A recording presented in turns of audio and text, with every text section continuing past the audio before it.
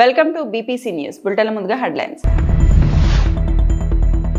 విశాఖలో ఐఎన్ఎస్ సుమేధపై రాష్ట్రపతి ముర్ము ప్రయాణం.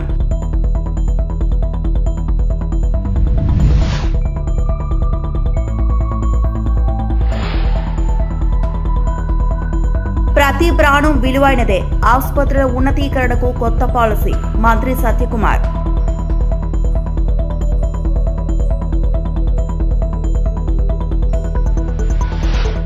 మదనపల్లిలో చిన్నారి కేసు నిందితుడు ఆత్మహత్య, ఎస్పీ ధీరజ్.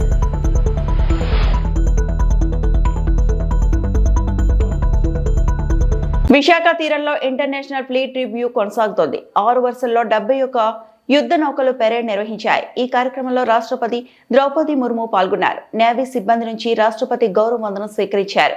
అనంతరం ఐఎన్ఎస్ సుమేధ నౌకపై రాష్ట్రపతి ముర్ముతో పాటు AP governor justice Abdul Nazeer, CM Chandrababu, deputy CM Pawan Kalyan, కేంద్ర మంత్రి రామ్మోహన్ నాయుడు ప్రయాణించారు.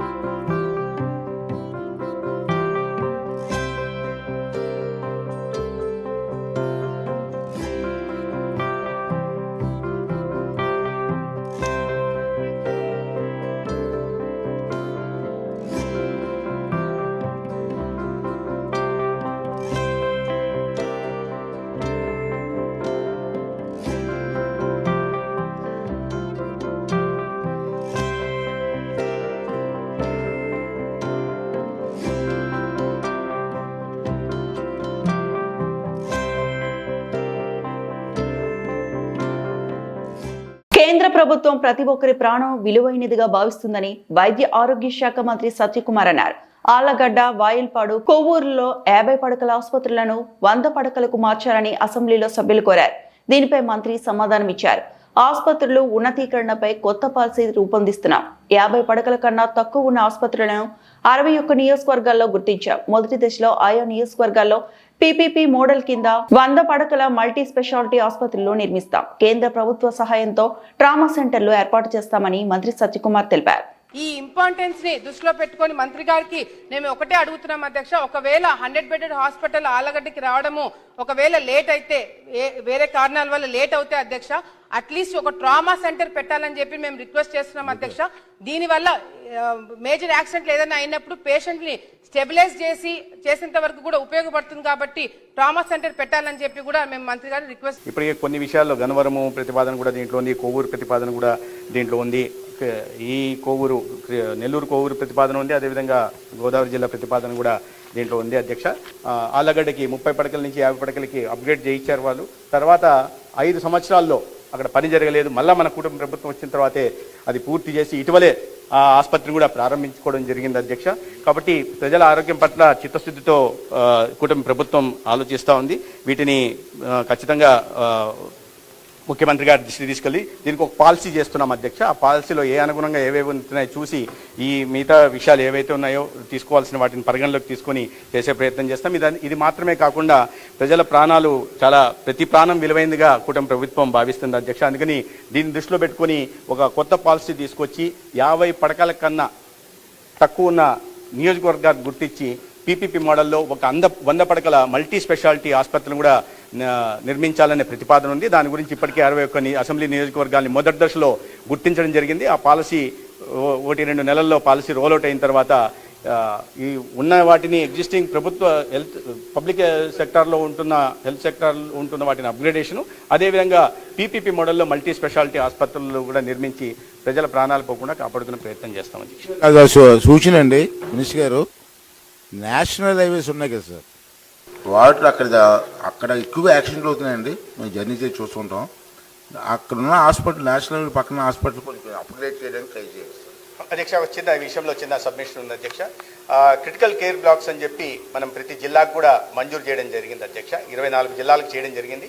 ఇప్పుడు కొత్తగా చిత్తూరు, అమలాపురం జిల్లాకు లేకపోతే కొత్తగా వచ్చిన పోలవరం జిల్లా, అన్నమయ్య జిల్లాకు కూడా 4 జిల్లాలు కూడా ప్రతిపాదనలు పంపించాం.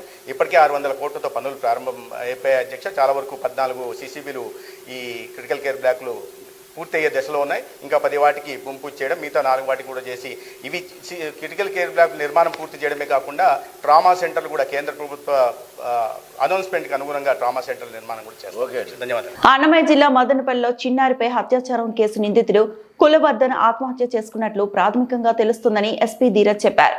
నిందితుడిని మంగళవారం తీసుకెళ్తుండగా పోలీసుల నుంచి తప్పించుకున్నాడన్నారు. మదనపల్లిలో నిర్వహించిన మీడియా సమావేశంలో ఎస్పీ మాట్లాడారు. మనకి నిన్న దురదృష్టవశాత్తు మదనపల్లి టౌన్లోని ఏడేళ్ల మైనర్ బాలిక మీద అత్యాచారం చేసి తర్వాత రేప్ చేసి చంపిన తర్వాత డ్రమ్లో పూడ్చిపెట్టడం జరిగింది. దానినంతా కూడాను మదనపల్లి టౌన్లో ఉన్న ప్రతి ఒక్క ప్రజలు కూడాను వచ్చి రోడ్డు మీద మరియు ఇంటి దగ్గర చాలా వరకు ప్రొటెస్ట్ అవన్నీ చేసి పెద్ద సెన్సేషన్ న్యూస్ అది కూడా చేయడం జరిగింది. చాలా దురదృష్టవశాత్తు జరిగిన ఇన్సిడెంట్ ఇది.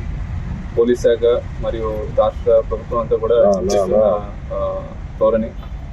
అదేవిధంగా మనకి నిన్న ముద్దాయి ఎవరైతే ఉన్నారో ఈ ఎంటైర్ ఇన్సిడెంట్కి మూల కారణమైన అతను ఈరోజు మార్నింగ్ ముదివేడి దగ్గర అంగల్లో క్రాస్ దగ్గర ఒక చెరువులోని అన్ఐడెంటిఫైడ్ డెడ్ బాడీ కింద ట్రేస్ అయ్యి తర్వాత అతన్ని కులవర్ధన్ అని ముద్దాయిగా మనము రికగ్నైజ్ చేయడం జరిగింది. ప్రస్తుతానికి inquest and post mortem proceedings అవన్నీ కూడా జరుగుతున్నాయి. యాజ్ పర్ ప్రిలిమినరీ ఇన్ఫర్మేషన్ అతను సూసైడ్ చేసుకొని డౌన్ అయినట్టు తెలుస్తుంది. అండ్ ఫర్దర్ అప్డేట్స్ అన్నీ కూడా మన ఇన్వెస్టిగేషన్ ప్రాసెస్లో రివీల్ అయితే మనం కమ్యూనికేట్ చేస్తాం. Thank you sir. నిన్న మార్నింగ్ కొంత సమాచారం బయట దొరికాడు పోలీసులు.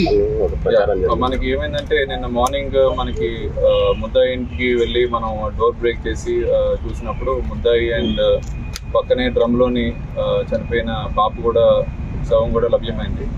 ఆ టైంలోని చుట్టుపక్కల ఒక 50 మంది గ్రామస్తులంతా కూడా గుమ్మిగూడి ఇతన్ని చంపడానికి ప్రయత్నించే సమయంలో మనమే రక్షక్ వెహికల్ని లో పెట్టి ముద్దాయిని అక్కడి నుంచి తీసుకెళ్ళడం జరిగింది.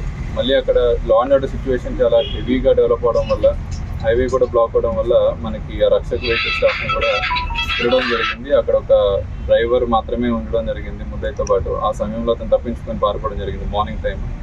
తర్వాత ఒక 2 టీమ్స్ పెట్టి వెతికించాం కానీ హౌఎవర్ రిజల్ట్ దొరకలేదు. ఈరోజు ఇలా నిన్న జరిగిన ఆందోళనలో కొన్ని యాంటీ సోషల్ ఎలిమెంట్స్ యాక్టివ్గా పాల్గొన్నాయి అనేది ఒక జరుగుతుంది. అది ఎంతవరకు అంటే ఆల్రెడీ ఎవరైతే ఇదంతా ఇష్యూని పొలిటిసైజ్ చేశారో లేదంటే ఇది ఒక రాంగ్ ధోరణి వైపు తీసుకెళ్లారో వాళ్ళందరి మీద కూడా కేసెస్ అవి రిజిస్టర్ చేయడం జరిగింది. స్ట్రిక్ట్ యాక్షన్ తీసుకుంటాం.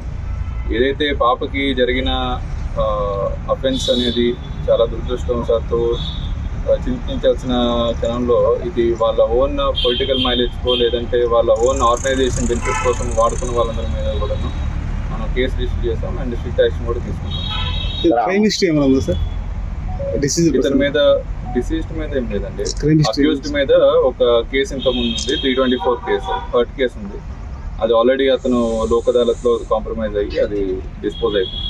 సార్ నెక్స్ట్ స్టెప్గా ఈ గంజాయి నిర్మూలనకు మీరు ఈ మదనపల్లిలో ఎలాంటి చర్యలు తీసుకుంటారు? తిరుమల తిరుపతి దేవస్థానాలు మాజీ పాలక మండలి సభ్యులు ఓవి రమణ కీలక వ్యాఖ్యలు చేశారు. తిరుమలకు నెయ్యి సరఫరా అంశంపై శాసనమండలిలో అబద్ధాలు ప్రచారం చేస్తున్నారని ఆరోపించారు. ప్రస్తుత పాలక మండలిలో ఎలాంటి తప్పులు జరగడం లేదని స్పష్టం చేశారు. తిరుమలకు హెరిటేజ్ నుంచి నెయ్యి వస్తుందని శాసనమండలిలో మాట్లాడడం పూర్తిగా అబద్ధమని ఓవి రమణ పేర్కొన్నారు. ప్రస్తుతం తిరుమలకు నెయ్యి సరఫరా చేస్తున్న సంస్థ ఇందాపూర్ డైరీ అని తెలిపారు. ఇందాపూర్ డైరీకి హెరిటేజ్ కు ఎలాంటి సంబంధం లేదని స్పష్టంగా చెప్పారు.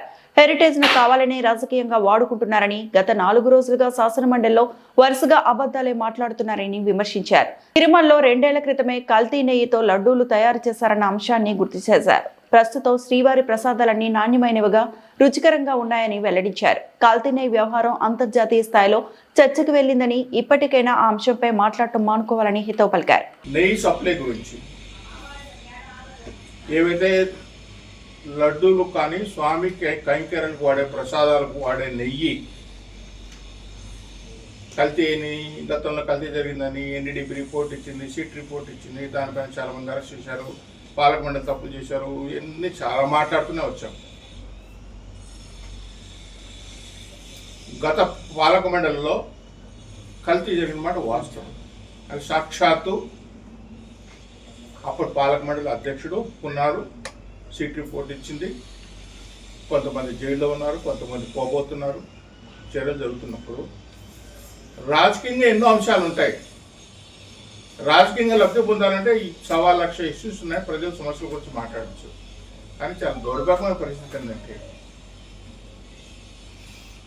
శాసనమండలిలో గత కొన్ని రోజులుగా ప్రస్తుతం దేవస్థానంకి వస్తున్న నెయ్యి అది హెరిటేజ్ అనే ఒక సంస్థకు సంబంధించిందని చెప్పి చంద్రబాబు నాయుడు గారు ఆయన సంస్థ కాబట్టి ఆ సంస్థ నుంచి నెయ్యి కొనుగోలు చేసే ఏర్పాట్లు చేశాడు అని వారి ప్రధాన ఆరోపణ.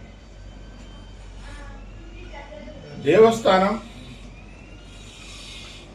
వాళ్ళకు కావాల్సిన స్పెసిఫికేషన్ ప్రకారం టెండర్లు ఎవరైతే పార్టిసిపేట్ చేస్తారో గతంలో తప్పులు జరిగినా నాకు తెలిసినంత వరకు ప్రస్తుత పాలక మండలిలో అటువంటి తప్పులు జరుగుతున్నట్టు దాఖలాలు లేవు. సరే, ఒక రాజకీయ అంశంగా, ఎందుకంటే ఈ లడ్డు కల్తీ నెయ్యి దేశం దాటి అంతర్జాతీయంగా వెళ్ళింది, అంతర్జాతీయ మీడియాలో కూడా వచ్చింది కాబట్టి గత ప్రభుత్వం పైన పడిన మచ్చ అది అంత ఈజీగా పోయే మచ్చ కాదు కాబట్టి దాన్ని ఏ విధంగా అవతలకు నెట్టాలనే ఒక ప్రయత్నంలో భాగంగా హెరిటేజ్ అనే సంస్థను హెరిటేజ్కు నెయ్యి సప్లై చేస్తుంది. అంటే హెరిటేజ్ కాకుండా ఇందాపూర్ అనే ఒక డైరీ నుంచి నెయ్యి, ఇందాపూర్ అనే ఒక సంస్థ టెండర్లో పార్టిసిపేట్ చేసింది, నెయ్యి సప్లై చేస్తుంది. వాళ్ళ ఆరోపణ ఏముండాలంటే ఆ ఇందాపూర్ సంస్థ నెయ్యి సప్లై చేసే విషయంలో అయ్యా ఇందాపూర్ సంస్థ నుంచి నెయ్యి తిరుమల తిరుపతి దేవస్థానం ఇదో అది కల్తీ నెయ్యి అని మీరు చూపించగలిగితే, లేదా ఇందాపూర్ సంస్థకి వెళ్ళి అక్కడ నెయ్యి శాంపిల్ తీసుకొని మేమే కాదు కల్తీ చేసింది, మాకంటే ఎక్కువ కల్తీ చేశారు, ఇదిగో సాక్ష్యం అని చెప్పి ఆర్టీసీ ఆస్తుల అమ్మకాన్ని నిలిపివేయాలని, అంతర్జాతీయ విమానాశ్రయానికి సంబంధించిన 3,000 ఎకరాల భూములను ఆదానికి కట్టబెట్టేందుకు కూటమి ప్రభుత్వం కుట్ర చేస్తుందని ఆరోపిస్తూ తిరుపతిలో కాంగ్రెస్ పార్టీ శ్రేణుల నిరసనకు దిగాయి. తిరుపతిలోని అంబేద్కర్ విగ్రహం వద్ద కాంగ్రెస్ నాయకులు, కార్యకర్తలు పెద్ద సంఖ్యలో చేరుకొని ధర్నా నిర్వహించారు. ప్రజారంగ సంస్థలు ప్రైవేట్ కార్పొరేటర్లకు అప్పగించే ప్రభుత్వ విధానాలను తీవ్రంగా ఖండించారు. ఈ సందర్భంగా కేంద్ర మాజీ మంత్రి చింతామోహన్ మీడియాతో మాట్లాడుతూ ఆర్టీసీ ఆస్తుల అమ్మకం ప్రజలకు తీవ్ర నష్టం కలిగిస్తుందని అన్నారు. అంతర్జాతీయ విమానాశ్రయ భూముల కేటాయింపుపై ప్రభుత్వం వెంటనే స్పష్టత ఇవ్వాలని డిమాండ్ చేశారు. ప్రజా ప్రయోజనాల కోసం కాంగ్రెస్ పార్టీ పోరాటం కొనసాగిస్తుందని స్పష్టం చేశారు.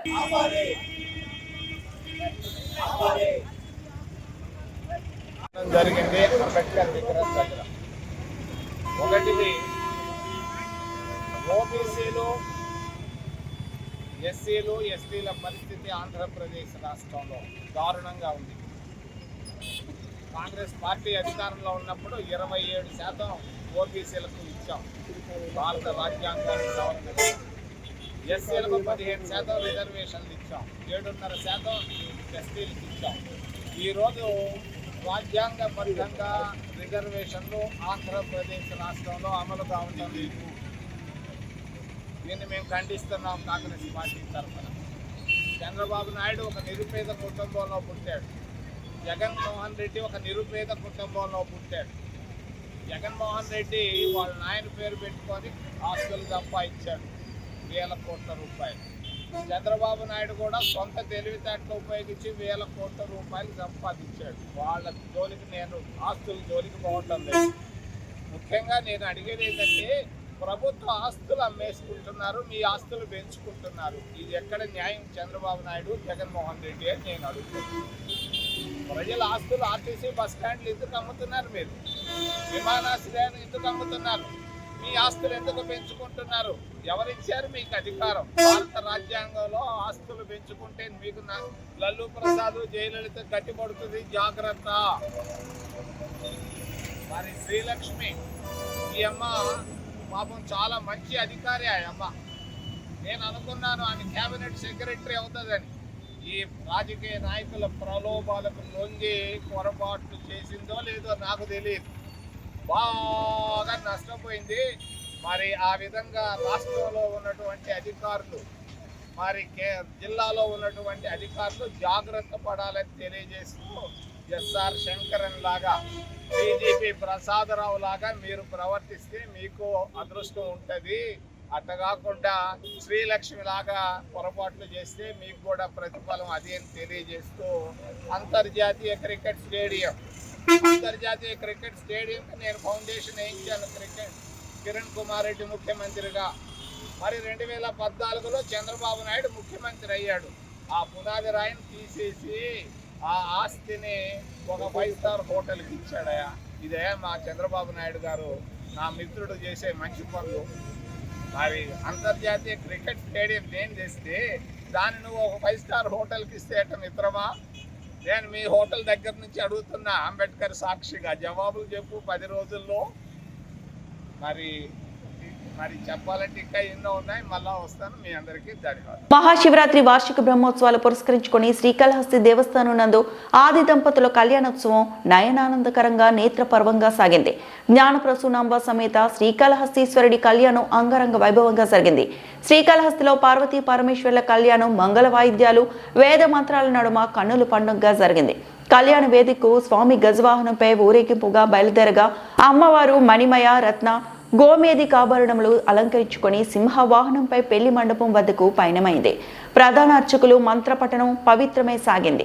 ప్రధాన పురోహితుడి ద్వారా అమ్మవారి మెడలో స్వామివారు మంగళ సూత్రధారణ చేయడంతో ఆది దంపతుల కళ్యాణ మహోత్సవం ముగిసింది. జగత్కారకులైన పార్వతీ పరమేశ్వరుల కళ్యాణాన్ని చూసి భక్తజనం పులికించారు. ఇదే శుభముహూర్తంగా భావించి పలు జంటలు ఒకటయ్యాయి.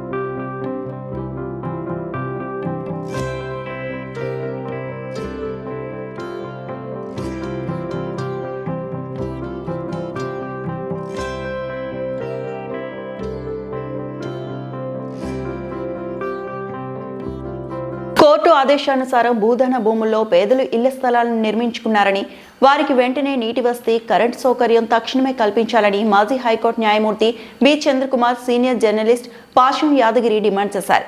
ఖమ్మంలోని ప్రెస్ క్లబ్లో ఏర్పాటు చేసిన మీడియా సమావేశంలో వారు మాట్లాడుతూ 2014లో వెలుగుమట్ల భూదాన భూమిని పేదల ఇళ్ల స్థలాల కోసం కేటాయించబడిందని, కోర్టు ఆదేశాలు ఉన్నప్పటికీ ఆ ఇళ్ల స్థలాలకు కనీస వస్తువులు ఏర్పాటు చేయకుండా అధికారులు నిర్లక్ష్యం చేయడం, వారిని అక్కడి నుంచి వెళ్లగొట్టేందుకు పోలీసుల ద్వారా బెదిరించే కార్యక్రమాలు చేయడం బాధాకరమని అన్నారు.